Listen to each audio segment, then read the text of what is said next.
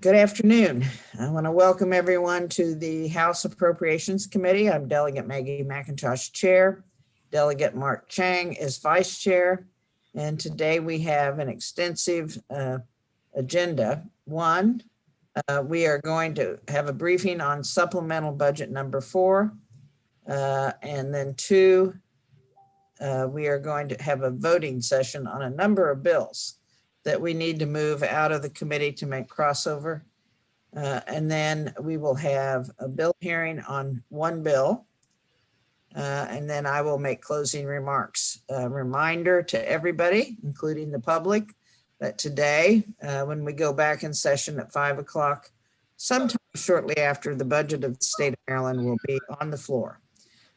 So with that, I'm going to turn the microphone over to Dave Romans and Steve McCullough to brief us on the supplemental number 4. Thank you. My Wi-Fi has been a little spotty, so Simon Powell has joined as well, and he will jump in if I disappear suddenly. So, okay. And I think he's going to go ahead and share our document. It's just a little one-pager. The supplemental budget number 4 adds $1 billion, $1,025 million. Can I get? I can't share the screen. Can I be able? Can you give Simon ability to share the screen? Or Dana? Or anybody? Yep, sorry, just trying to find him.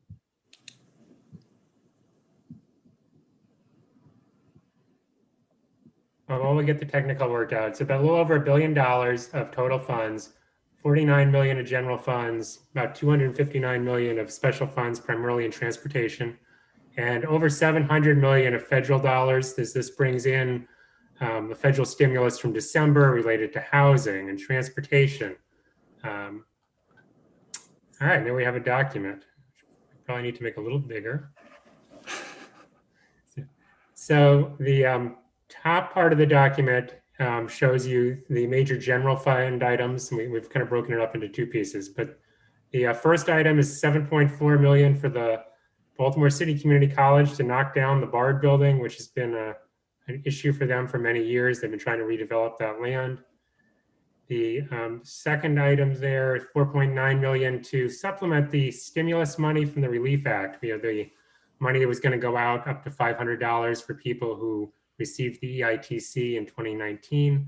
The Comptroller's Office believes they needed a little more money than was provided in the Relief Act, so this should give them enough to make all of those payments. The third item here is an unusual item. It's $8.7 million of general funds being put into the MDOT budget. In Steve McCullough, in my experience, we cannot recall a time that this has ever happened before, where general funds have been budgeted in the MDOT budget. So not a great precedent. It's a grant to Prince George's County for Blue Line corridor projects. So again, our concern is less about the projects and more about why the general fund is funding it and why we're putting general funds into MDOT. The next item is for the Inspector General and Department of Education. It's adding 6 positions and funding for those positions and some other operating costs. There's $200,000 for the Literacy Lab Leading Men Fellowship. This is going to be a grant in the State Department of Education. This program helps young men get involved in doing kind of pre-K work with kids, some sort of a nonprofit that runs it. The Interagency Committee on School Construction gets 10 positions, or actually 14 positions, 4 for assessing the schools, what their needs are, and 10 for managing the school construction operations, which is probably very much needed given the Built to Learn Act going into effect and the amount of projects being managed going up. So those items all add up to 23 million.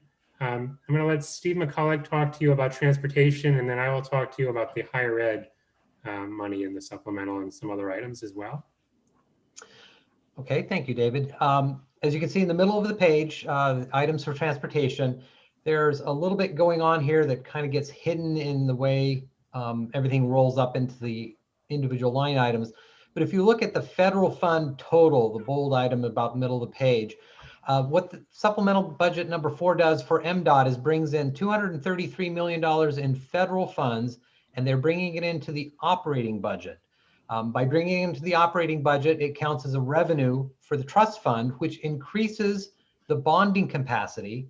And supplemental 4 also then anticipates and brings in an additional $200 million of special funds that will result from an increase in the planned bond sales by that amount in fiscal 2022. And so you can see on the third line is most of the fund swap coming in, the negative 146 for special funds, $150 million of the federal funds replacing that. And then on the following line, you see the $404 million in capital, additional capital spending, which is the bulk of it, although there are a few more items kind of buried in some of the other lines. What this supplemental also does, the second to the bottom line in the chart shows for transportation, shows the $62 million coming in for MTA operating expenses. This is fulfilling the mandated amount that is required. Of that 62 million, there are amendments at the back of the supplemental that will reduce that amount by $38 million contingent on a BRFA provision, authorizing a reduction in the mandated amount. In the capital side of things, $150 million of the capital that is going to MTA for state of good repair is also contingent on that same BRFA provision, reducing the operating for MTA by $38 million. Some other items of note in terms of additional spending, there's $20 million that's brought in for the airport to cover debt service on passenger facility debt. Since passenger levels are down, that just prevents them from dipping into their debt service reserve. There's also some additional funding for MVA to do COVID screenings at the branches and to continue the implementation of the Real ID enrollment. And on the capital side, there is some funding for the IT systems to help facilitate this new way of doing business. And those are kind of the major items on transportation in the supplemental budget. So down near the bottom of the page, you can see higher education. There's additional both general funds and federal funds for Morgan State, St. Mary's, and for the University System of Maryland. The federal fund money is all money being brought in related to the December federal stimulus allocations. You can see Morgan State is getting over $50 million, St. Mary's almost $2 million, and University System of Maryland about $168 million. The general funds vary by the institution. Morgan is getting $1.75 million for campus safety enhancements. St. Mary's is going to use $425,000 for operating expenses. And the University System of Maryland is using their $23.5 million for enhancing sort of health-related programs, sort of workforce programs. A lot of it is going to nursing programs and other health specialties. So altogether, the higher ed will receive about $25.6 million. Also, there's little technical amendments 5 through 8 that just align there. There's no dollars associated with them. The thing to note about those items is that the governor has seen the light, I guess, in terms of the Appropriations Committee's view on the community colleges, and is now agreeing with you that the community colleges should be fully funded in fiscal 22. So he has a technical amendment striking his contingent reduction to the community colleges. The committee has already taken care of the community colleges in its actions. The final item in housing, this is $258 million of federal housing money from December that passes through the state budget. The money, as I understand it, has been brought in consistent with a work group of legislative and executive branch representatives that kind of worked out the best way to use that money. So as I said earlier, all told, $1.025 billion of additional money being added to the budget. This is only supplemental 4. I think you can expect to see at least 1 or 2 more before we're done. They will likely have very large numbers as well with various federal money. I guess the question for the committee is This has been introduced on the floor, so it's being added to the budget that you have on the floor. So if you want to make any amendments, you should probably think about that now so that you could amend it later today when you have the bill on second reader. And that's all we have.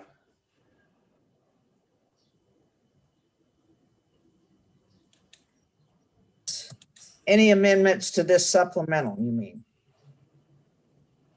Is that what you're asked, David? I lost you. Yes, so I think we're asking whether you want to make any amendments from the supplemental. If we don't, what do we do about the community colleges? Does that just free up for us money as we move across to the Senate? It essentially just is a belt and suspenders in what you already did. You rejected the BRFA cuts, so no cut was going to occur.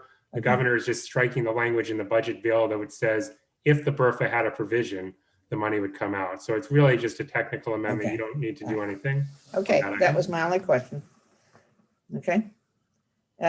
Any other questions? Delegate Valentino Smith. Thank you, Madam Chair. Thank you, Mr. Romans. On the part for MDOT for the projects, is there a list of the projects that were designated for that money somewhere that we can see? I'm going to defer to Steve on that.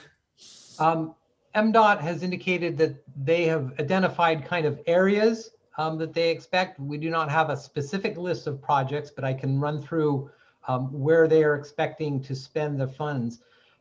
As I mentioned, $150 million comes in for MTA for state of good repair.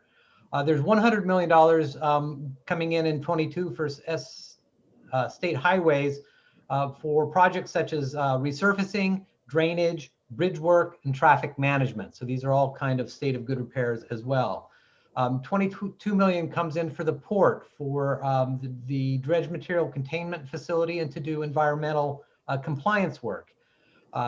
The airport has $15 million for a garage parking guidance system. There's $7 million, as I mentioned, for MVA for their IT system. And in the Secretary's office, there's a department-wide IT, $6 million to, again, facilitate this new way of conducting business. So you didn't So- see that there were designated any major road changes? No, this is not intended for kind of new big projects. This is all kind of state of good repair and maintaining what is already in place. This would be replacing a lot of the reductions that came out of that category of system preservation when they had to write down revenues. So this is just bringing some of that back to continue, taking care of what we have now and not an expansion of the system. Thank you. Thank you, Madam Chair. You're welcome. Delegate Novotny. Thank you, Madam Chair. Mr. Romans, you said something pretty quickly at the beginning, lines 2-3, about the Relief Act. Could you expand upon that real quick, what that did? Yeah, certainly. So in the Relief Act, the General Assembly authorized about $178 million to be spent to provide stimulus payments to lower income people. And that was defined by whether they qualified for the refundable earned income or the earned income tax credit in their tax year 2019 tax return. So the controller is able to identify all those people because they have those tax returns, and they are sending out the payments, and they believe that a little bit of additional money is needed to supplement that $178 million.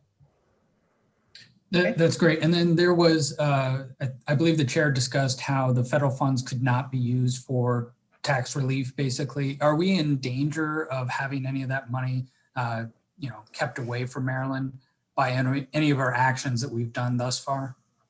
So all the actions in the Relief Act became effective before March the 3rd, which is the magic date in the federal laws. The Relief Act is fine. The bill for the I-10 filers, to kind of treat them the same as folks in the Relief Act, did not become law until after March the 3rd. So it is an open question. It was passed by the General Assembly before March the 3rd, but it didn't become law until after. So it's an open question whether we will be penalized for the value of the revenue loss in that bill.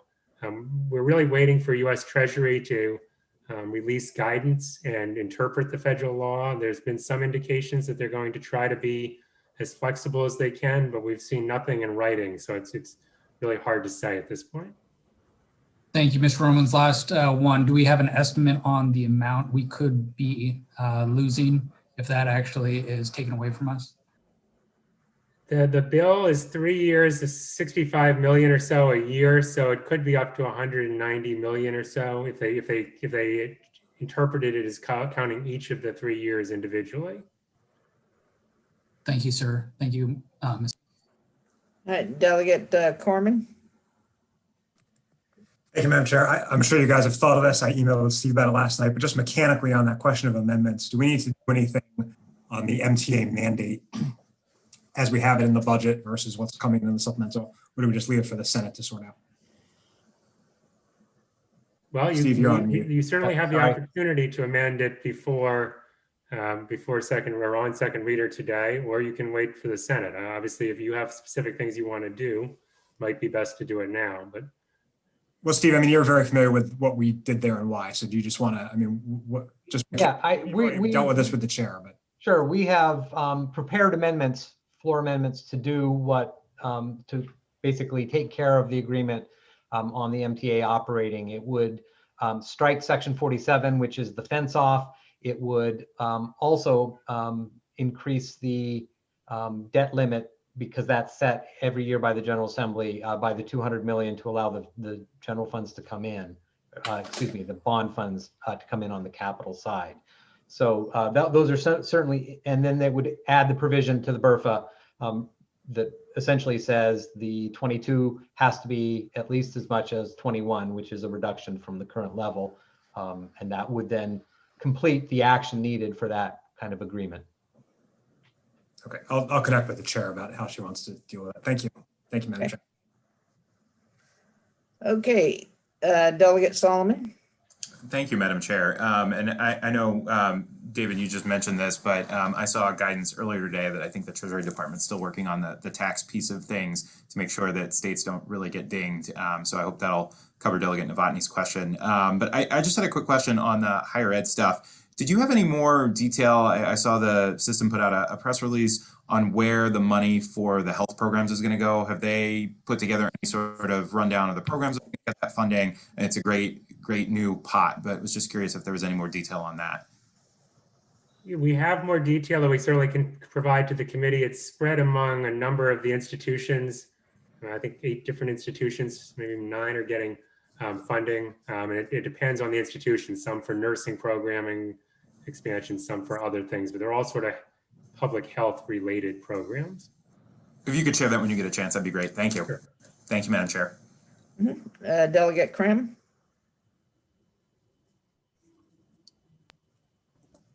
Thank you, Madam Chair. So I'm looking at item 27 under general funds, Literacy Lab Leading Men Fellowship. What do you know about that program? Know anything, or is that an MSDE question? Well, I Googled it this morning. And so, I mean, it seems I'm to be. glad I asked. It's an organization that tries to get young men, I think mainly you look like young African-American men, involved in pre-K by sort of helping support them to work in pre-K classrooms with kids and get them involved to try to diversify kind of the pre-K early education world. So I'm looking over at Delegate Bridges' head nodding. So I'm kind of wondering if there's a Literacy Lab Leading Women fellowship or something comparable for gender equity there. Just a question, Mr. Romans, did you see anything in your Googling to indicate that? I did not. I looked specifically for this program. So. Thank you. Thank you. Delegate Bridges. Thank you, Madam Chair. And delegate, to your question, I think the also with the Leading Men program, it really tries to target African-American men, for the program. So the to make sure that, people of color, especially men of color, are seen at that level, early on for kids. So I think that's part of the program as well. But I did have a question for maybe Steve can answer this about the grant funding to Prince George's County for the Blue Line Corridor projects. Now, I know you said that this should not be for major projects, and this is something that, you haven't seen done before for us to, give funds, general funds for projects. Do you know, what do you know about this project?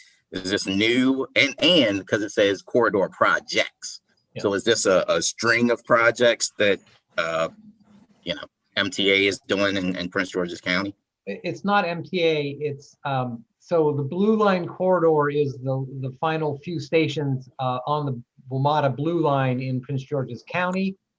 There is a master plan. There is a desire to do transit-oriented development type work in that to, increase business in that area. It would help WMATA out if it draws people into that area in a kind of a reverse flow.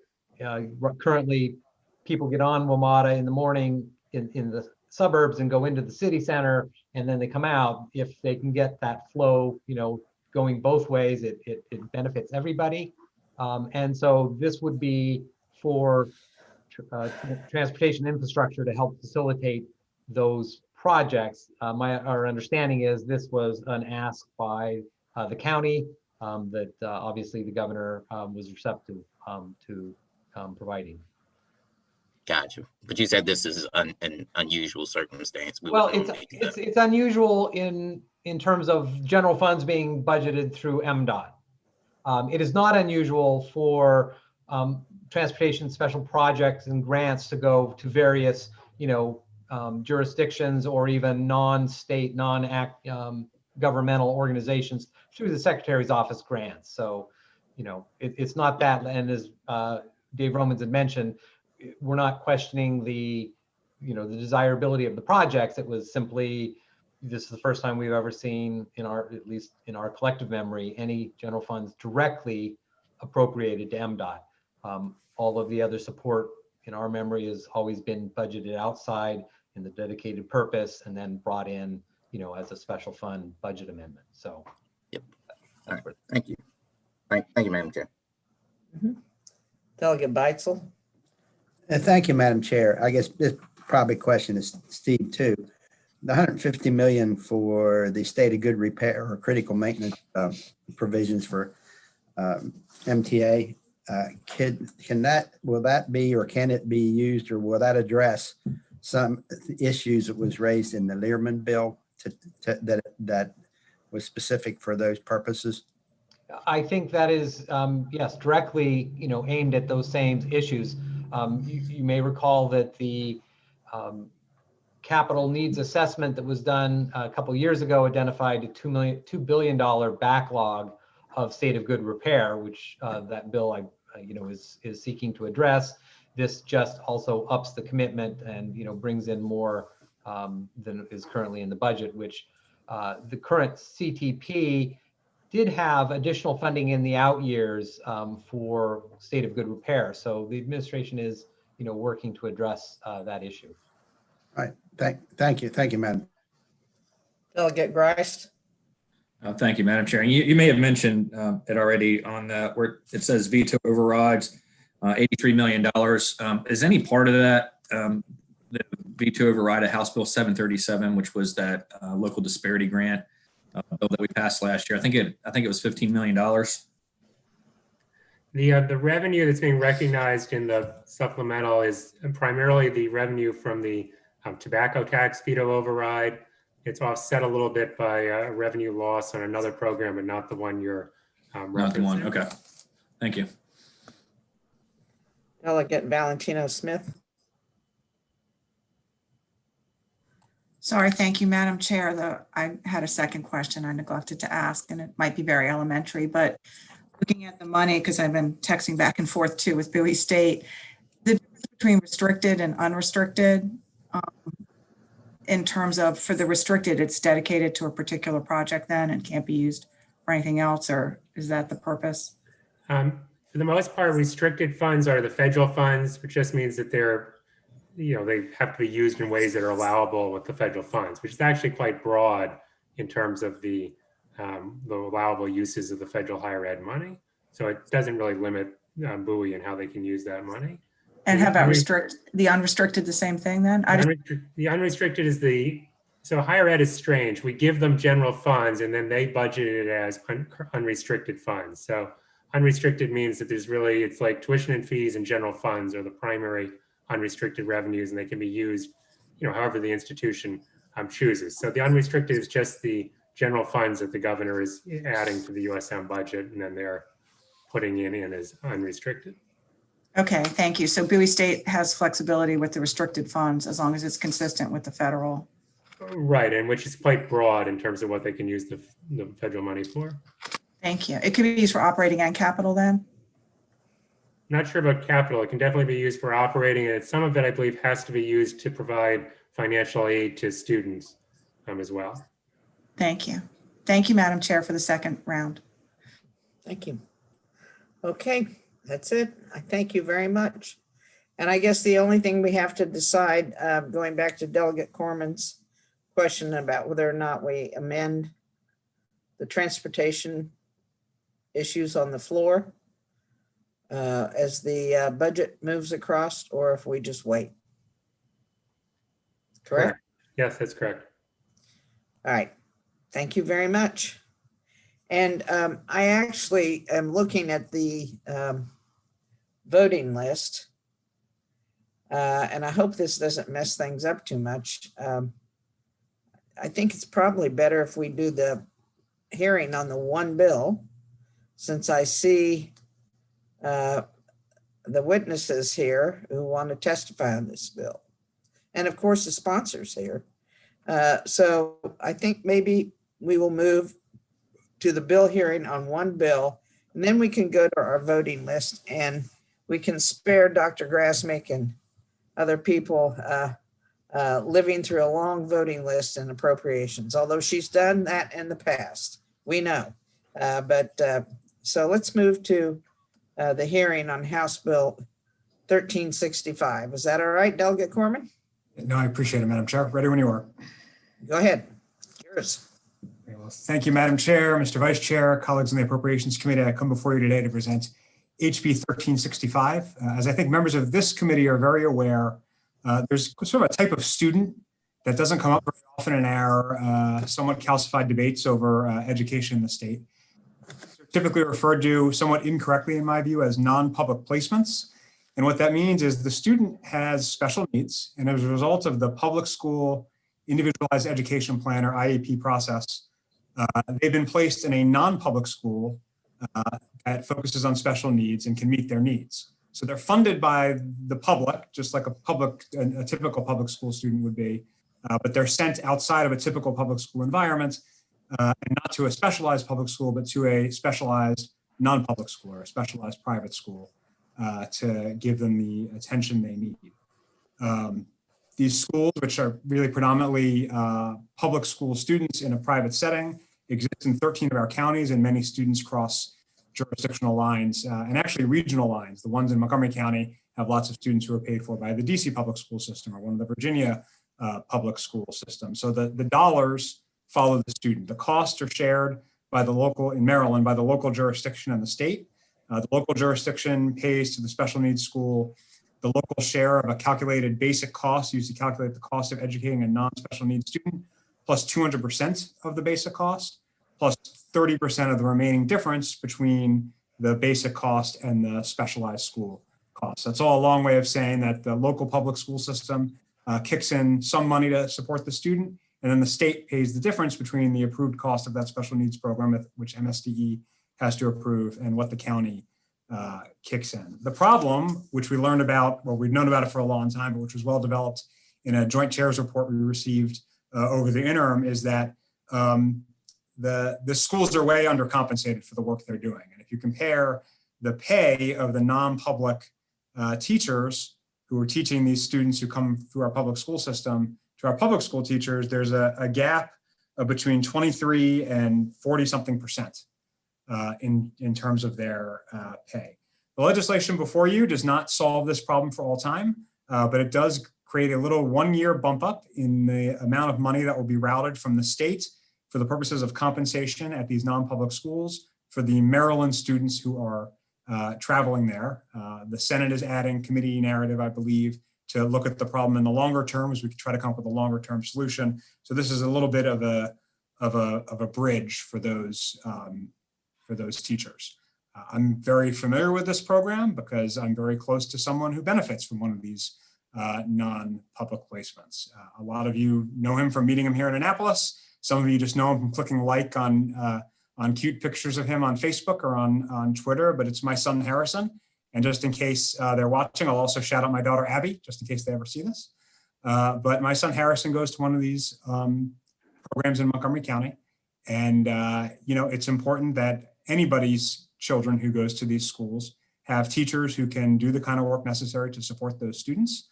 And that means we need to compensate them for the work they're doing. I think you're going to hear from some teachers, from Catherine Thomas. Catherine Thomas, just to give you an idea of how these schools work, is almost 50% Maryland public school students and 78% public school student from somewhere. My son's school is 95% public student, about 55%, maybe 59% from Maryland. So that's the bill. It's an attempt to address for 1 year this yawning pay gap as we try to figure out a longer term solution. With that, I hope we can hear from the witnesses and then take questions if that's the will of the chair.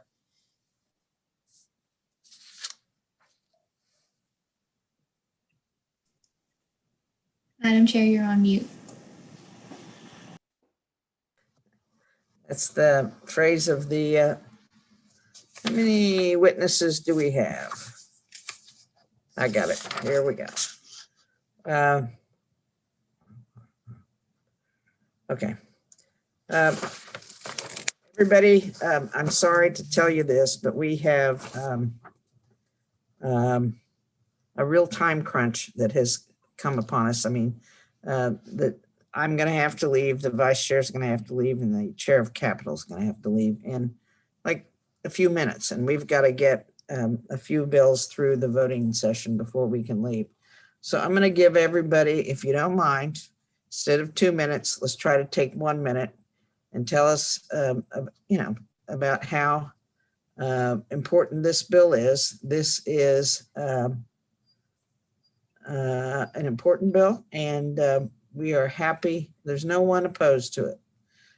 So we'll start with Pam Casemeyer. Can you do 1 minute? Yep. I think she might have been written only, Madam Chair. Yeah. Unmute yourself, Pam. Yeah, it'd be good if I took mute off. Madam Chair, members of the committee, Pam Casemeyer on behalf of the Linwood School. The Linwood School is a non-public special ed school located in Howard County. 100% of its students come from Maryland public schools. And I think what you heard from the chair, so I might even take less than a minute, is these non-public schools serve the students that the public schools are unable to. Not that they don't want to, but they have such significant needs that they need to be in a different environment. Many of them are 12-year programs, but their tuition framework doesn't allow them to adjust salaries as salaries are being adjusted in the public schools, which puts them at tremendous challenge to hire and recruit teachers and staff to serve these needs. And as you can well imagine, some of those teachers are going to need additional training and experience because of the behavior of these students. So this is a 1 year gap adjustment while we work with MSTE to redo our tuitions framework so that the salary piece can be adjusted separately. Thank you. Dr. Grasmick. Yes, good afternoon, Madam Chair and members of the Appropriations Committee. I just want to thank Delegate Mark Corman for recognizing this issue and the importance of it and bringing this before us today. I'm here today, Nancy Grasmick, as the chair of the board at the Kennedy Krieger Institute, which is one of the schools in this MANSEF group, and also as a presidential scholar at Towson University and the former state superintendent of schools in Maryland for 20 years. And I came to state government over 35 years ago. And I came to state government to enhance this exquisite system we have for children who are most vulnerable with special needs. And at that time, we placed these children in out-of-state placements, highly costly, separated the children from their families, often for years, and had no oversight of the safety and quality of the education these students were receiving. And we can turn on television today and see incidences of the horror of these children being separated from their families with no oversight and the vulnerability of these young people. It concerns me that we could, through the loss of teachers, revert to such a system without appropriate compensation that would make these teachers' salaries competitive with the public schools. And currently in Maryland, through this system that we've developed, it is the envy of states throughout this country. So I thank you for your commitment to looking at this very seriously for these more than 7,000 children that we're educating. You're muted. Aaron Trulock. Good morning. My name is AJ Trulock, and I'm a special education teacher at the Catherine Thomas School in Rockville, Maryland, a school for students with language learning disabilities, autism, intellectual disabilities, and other health impairments. I've had the great pleasure of teaching at KTS for the last 7 years. At the end of each school year, I find myself in conflict whether to stay at the Catherine Thomas School and provide specialized instruction at a lower pay or seek employment with one of the local school districts. I have 2 children of my own who are 2 and 5, and my choice to stay with the non-public to educate those students with the greatest needs comes at the risk of not having enough income to provide for my own children. The cost of living in Maryland, especially housing, continues to rise, even as my own pay stagnates. Even with being the chair of the math and science department of my school, the lead teacher for our extended school year program, and tutoring on nights and weekends, I still don't come close to making up the pay gap with the public school teachers. It makes no sense that highly qualified state certified teachers like myself who educate our most needy students should be systematically paid less. Thank you for your time and consideration. Thank you. We have Sue McClendon. Good day, everybody. I want to echo the thanks for the bill that is in front of everybody. I come as both the president of MANSEF, which is the Association of Non-Public Schools that Delegate Corman described, and also the associate vice president of Area Child and Family Ministries. And we have non-public schools in Baltimore and Harford County.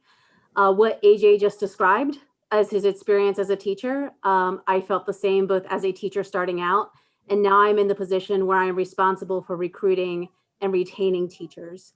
And our teachers, like all teachers, work very hard. When they meet our students and they dip into their toolbox of interventions, it's not the first 10 things that you would pull out that meet our children's needs, because that's what public schools do. We have to dig deeper. We have to try harder. We have to find more creative ways. And it's the 11th or the 111th idea that works. So our teachers are incredibly passionate and dedicated and patient. And seeing them make that choice that AJ just described so beautifully of, am I going to follow the passion of my profession and the love for this amazing population that we work with? Or am I going to think about the needs that occur with my family and with my life? That's a choice I understand that exists in every career, but at the same time, it should not be so different for non-public school teachers. It's such a disparaging gap from their public school counterparts, and we need to level the playing field. Thank you for your time. Thank you. Is Claire here? Yes. Okay. Hi. Good afternoon. My name is Claire Geiser. I'm a 3rd year K-2 teacher at the Catherine Thomas School. I received my Master's of Science in Special Education at Johns Hopkins University. Growing up, I was extremely fortunate to have a family that supported me financially to become a special ed teacher. Looking back, if I were forced to take out loans, I would have not chosen this profession. Almost every week, I question my decision because of the pay I receive. A month prior to COVID-19, I was applying and interviewing for a public school position because of a lack of income. Throughout this third year and seeing how KTS continues to support its students, my decision to stay a little while longer has been solidified. Since deciding to stay, I've had to take a second job. I know there will be a time in the future where I want to have a family and buy a house, but that is not a possibility with my current financial situation. They say that teachers teach not because of pay, but because it's what they love to do. But I, like many of my colleagues, struggle to make ends meet. But we wake up every morning continuing this call of service because of our passion, our stories, and the love we have for our students. Thank you. I believe that completes the bill hearing. And we are now going to move into a voting session. Okay. Committee, this is what I'm going to do since we have a couple of members, myself included, that need to leave. And I've asked Delegate Corman to take over.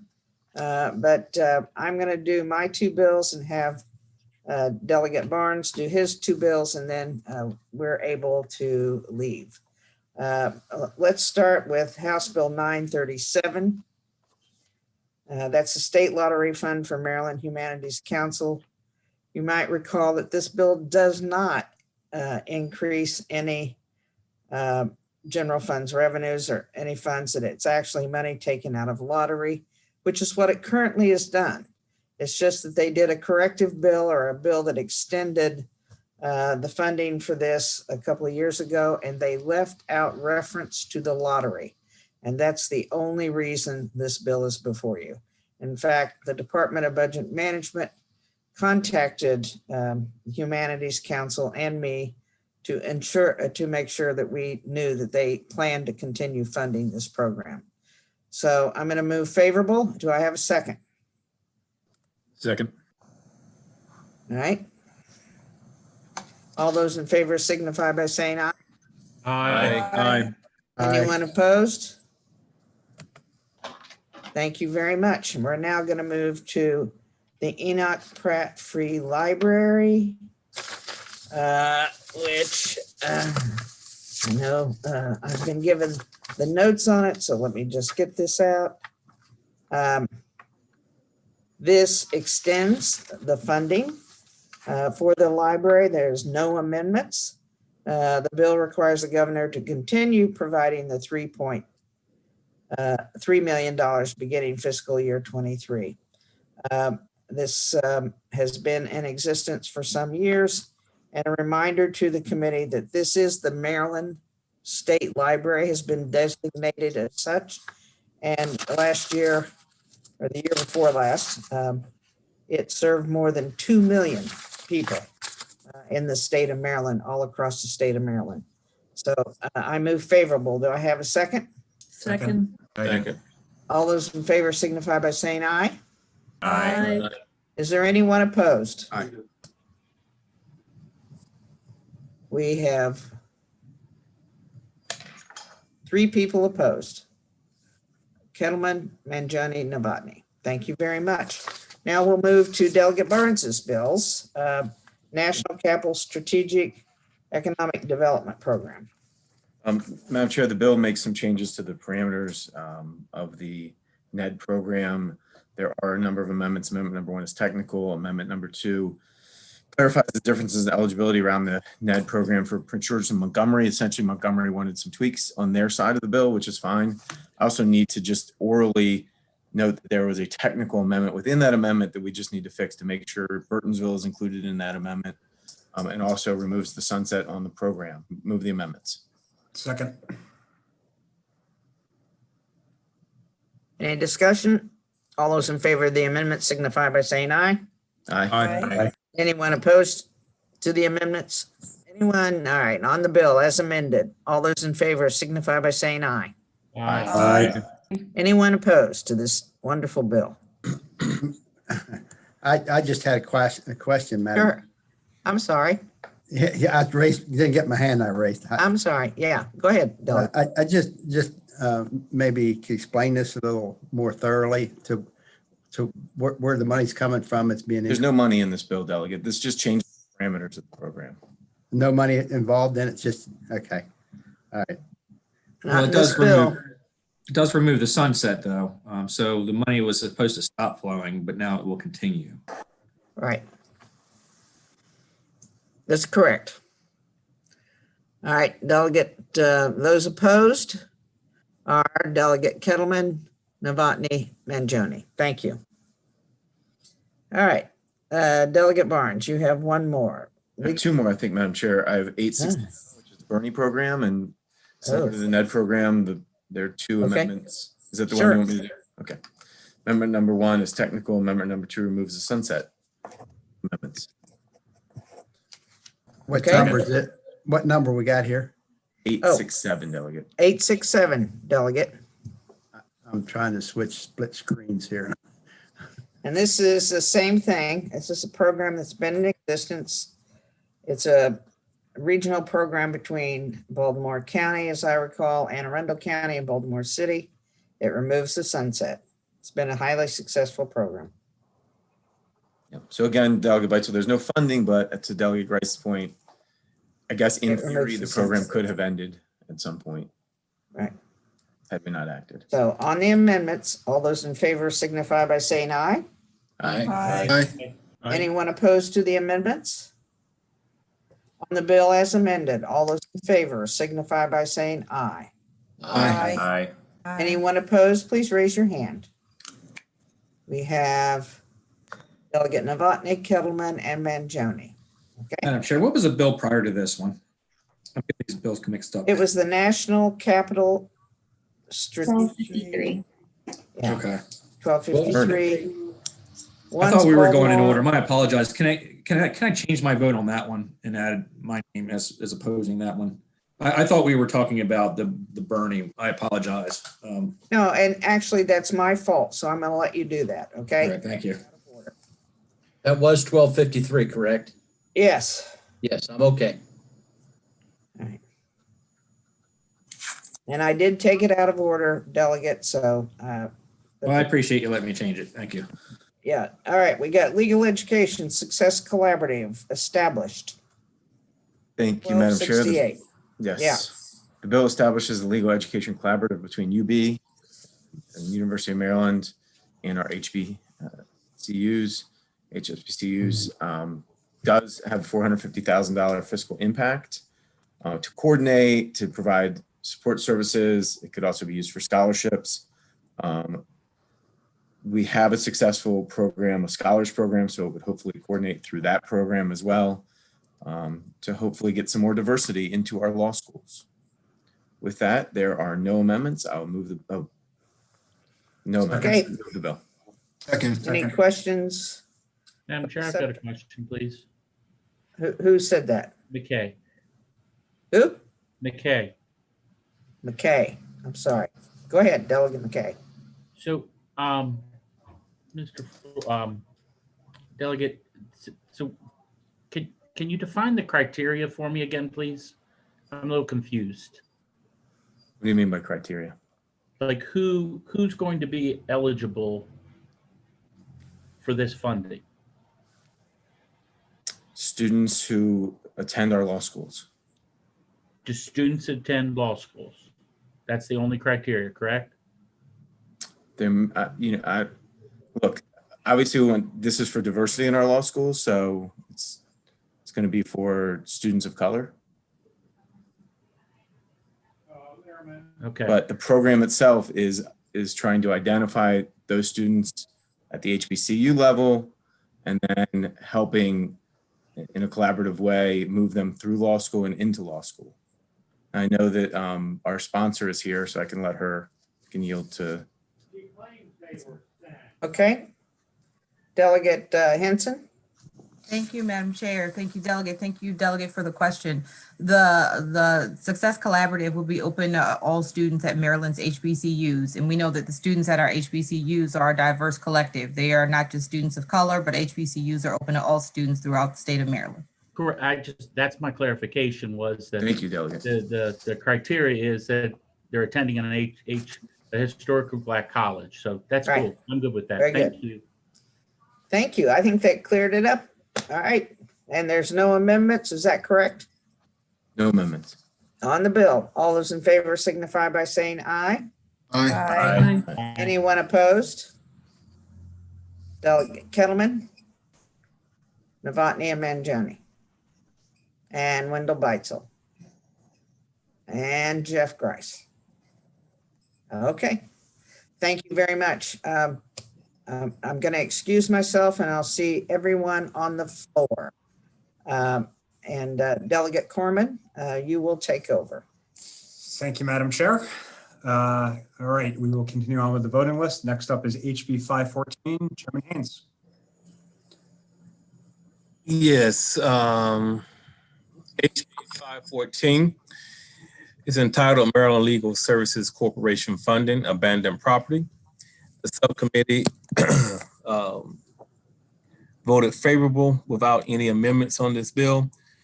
The purpose of the bill is to increase from $2 million to $8 million the required distribution from the state's unclaimed property fund to the Maryland Legal Services Corporation Fund to take effect on July 1 of this year. That is the essence of the bill, and I would move the bill. Is there a second? Second. It's been moved and seconded. Any discussion? Okay, all in favor signify by saying aye. Aye. Aye. Appreciate your enthusiasm. Anyone opposed, please use the raise hand function.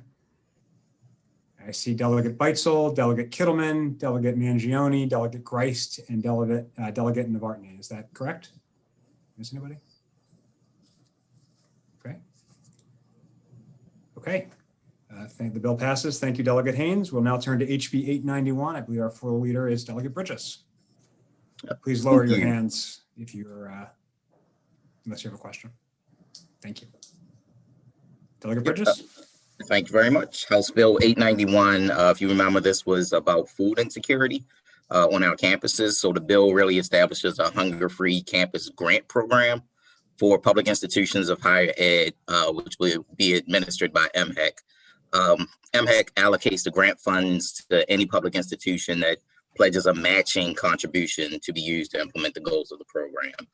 There were some amendments. One is technical. The other amendment number 2 just adds regional higher education centers and clarifies the language around food pantries. Basically, if you don't have a dining hall, then you're not applicable to participate in the program. And so I would move the amendments. Second. Any discussion on the amendments? For the amendments, signify by saying aye. Aye. Aye. Anyone want to be opposed to the amendments? Okay, Delegate Bridges. Is there a motion on the bill? Move the bill. favorable. Move the bill. Second. Any discussion? Okay, all in favor of the bill as amended, please signify by saying aye. Aye.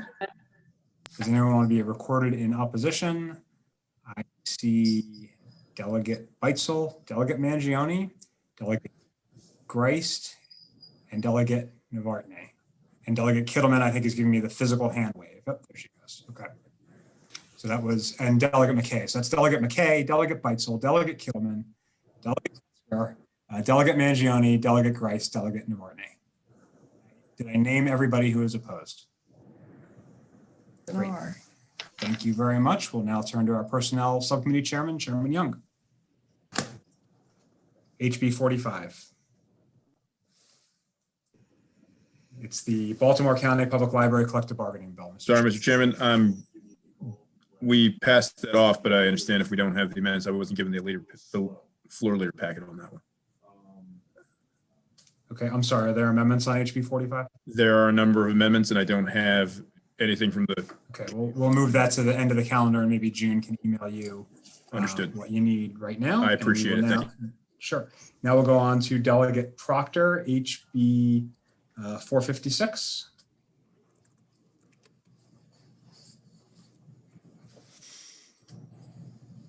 Delegate Proctor, you're on mute.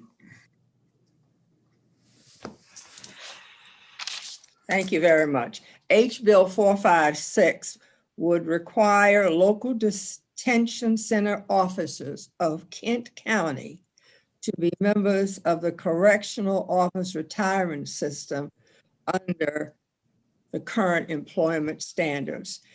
This is a bill for Kent County only. We have written testimony from the Kent County delegation, the Kent County commissioners. This bill was moved out of committee favorably 10-0. It's supported by our own retirement system. Move the bill. Is there a Second. Great, the bill's been moved and seconded. Any discussion? All in favor, please signify by saying aye. Aye. Aye. Anybody opposed? Okay, the bill passes. Next up is HB 414. This is the Southern Maryland Rapid Transit Project financing from Delegate Davis. There are a number of amendments to there's two amendments to the bill. One amends the technical amendment, and then amendment number 2 is the substantive change of the bill. Just as a reminder, the Southern Maryland Rapid Transit Project is a proposed transit line from the Branch Avenue Metro Station in Prince George's County down through Waldorf and White Plains in Charles County. It's been knocking around for a few years. As I said in subcommittee, it's been around so long, Delegate Kittleman probably worked on it when she was at the Department of Transportation. The Secretary of Transportation, Secretary Slater, restored this project to the CTP last year and assisted the locals in applying for a build grant from the federal government to advance NEPA, which is the next stage of this project. The state has done sort of the pre-NEPA phase. The next stage is the National Environmental Policy Act study process. They were unsuccessful in getting that grant.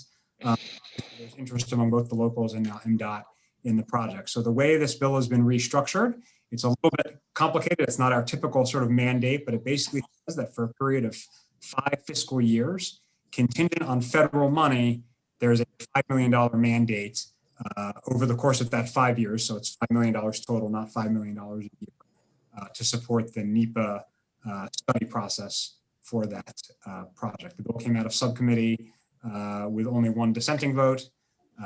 I would move the amendments. Second. Any discussion on the amendments?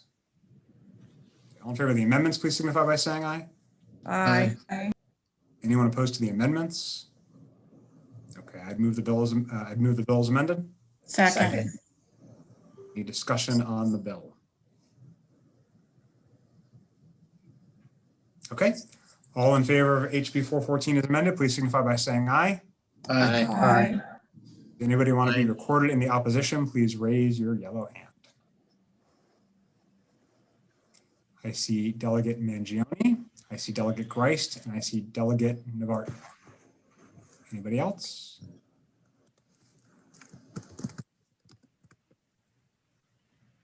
Okay, so that was Greist, Navartney, and Mangione. Did I get that right? Okay, great. We will now move to back to Delegate Young, HB 45. Ready to go. Thank you for your patience, Mr. Chairman.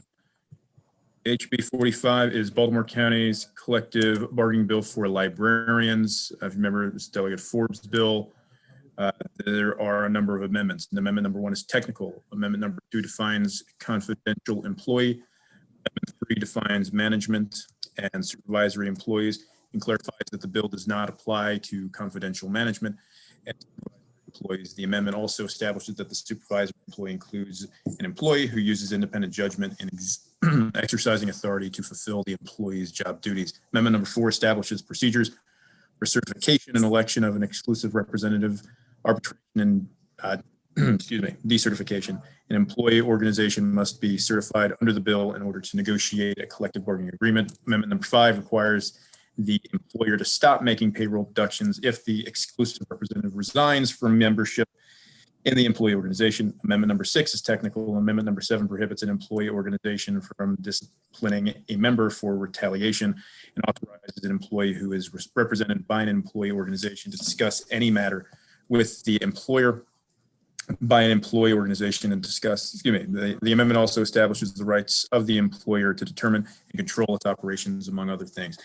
The employee or an employee organization may not engage or induce or initiate direct support or ratify a strike, and an employer may request a court to enjoin a strike in the event that one occurs.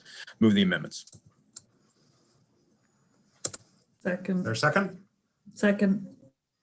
Okay, any discussion on the amendments? Okay, all in favor of the amendments, please signify by saying aye. Aye. Aye. Anybody opposed to the amendments? Okay, Delegate Young. Bill is amended, and just so folks know, this did pass the Baltimore County delegation on a party line vote. Second. Any discussion on the bill as amended? No. Okay, all in favor, please signify by saying aye. Aye. Want to be recorded in opposition. Local waiver bill. Okay, Delegate Beitzel. Let's start again. Delegate McKay, Delegate Beitzel, Delegate Kellen, Delegate Mangione, Delegate Christ, and Delegate Navarre. Did I get everybody? Okay, thank you. The bill passes. Delegate Young, HB 1277. Thank you, Mr. Chairman. HB 1277. If you remember, this is the State Management System Office of the Public Defender placement of employees. It was about moving current public defenders into the merit system. There were two amendments. Amendment number 1 is technical. Amendment number 2 repeals a provision of law that excludes attorneys in the Office of the Public Defender from using grievance procedures in the state personnel system. Move the amendments. Second. Discussion on the amendments? All right, on the amendments, all in favor, please signify by saying aye. Aye. Aye. Anybody opposed to the amendments? Okay, Delegate Young. On the bill as amended. Move favor. Second. Any discussion on the bill as amended? All in favor, please signify by saying aye. Aye. Anybody wants to be recorded in opposition, please raise your yellow hand. Okay, I see Delegate Metzger, Delegate McKay, Delegate Beitzel, Delegate Kittleman, Delegate Mangione, Delegate Christ, and Delegate Navarre. Thank you, everybody. Can I just ask one question on the previous bill? Go ahead. House Bill 45. I'm sorry, Delegate Metzger, how is he recorded on the other labor bill? 45? Yes. I have a constituent that I had to vote for yes. Okay, I just wanted to make sure I recorded your vote correctly because I have to report to our caucus. Thank you. Okay, so we're good on that bill? All right, please put your hands down. We'll now turn to Chair Resnick, HB 1091. Thank you, Mr. Chairman. HB 1091 is the Emergency and Expedited Procurements Reform Bill. There are several amendments. Amendment number 1 is technical. Amendment number 2 does 4 things, so bear with me. First, the bill now retains most of current law from Section 13108 until October 2021 and requires beginning July 1st, 2021, that the Special Secretary for the Office of Small, Minority, and Women Business Affairs, in consultation with the Secretary of Transportation and the Attorney General, establish guidelines for each unit to consider when determining the appropriate minority business enterprise participation percentage goal and outreach for an emergency procurement contract. Second, beginning October 2021, the bill now adds requirements that a procurement officer needs to obtain approval for the use of emergency procurements from the CPO, and the CPO must approve or disapprove that request within 48 hours. The emergency contract award must be made public in the e-Maryland marketplace and specifies requirements if the contract exceeds $50,000. Third, the bill now retains current law for timelines to submit a report for each procurement contract. And fourth, establishes a mandated report for the Secretary for the Office of Small, Minority, and Women-Owned Business Affairs in December 2021. Move the amendments. Second. The amendments have been moved and seconded. Discussion on the amendments. Valentino Smith. Thank you. Just a question on the bill before we move it. Is this the one that was similar to Delegate Rosenberg's, Delegate Resnick? It is, and so the bills have been combined. The only difference between the two bills was the section on small, minority, and women-owned businesses, which has been incorporated into this bill. No, he certainly endorsed your bill. I just didn't know whether we should put his name on it then or I not. have asked, we are not doing that for any bill anywhere in this legislative session. Thank you. So Any other questions on the amendments? Okay with it. On the amendments? Okay, all in favor of the amendments, please signify by saying aye. Aye. Bye. Anybody want to be recorded in opposition to the amendments? Okay, Chair Resnick, Move the bill as amended. Second. the bill has been moved and seconded. Any discussion on the bill as amended? Okay, all in favor, please signify by saying aye. Aye. Aye. Anybody want to be recording the opposition, please raise your yellow hand. I see Delegate Beitzel, Delegate Delegate Mangione, Delegate Christ, Delegate Navarne. Got everybody? Okay. I believe that's the entirety of the voting list. June or Ken, do we have any announcements about our schedule or anything we need to tell people? Nothing here. Do you have, Nothing Mr. here. Chairman? Sorry, 1 second, Delegate Beitzel, just let Ken get his go words ahead. out. Oh, no, just a quick reminder, capital pre-decisions at 3, that's all. Delegate Beitzel. Do we have to do anything on the withdrawn bill? Sorry, I didn't have it on my cheat sheet. So we do, if we have a withdrawal bill, need to vote it down. What's the number? 913.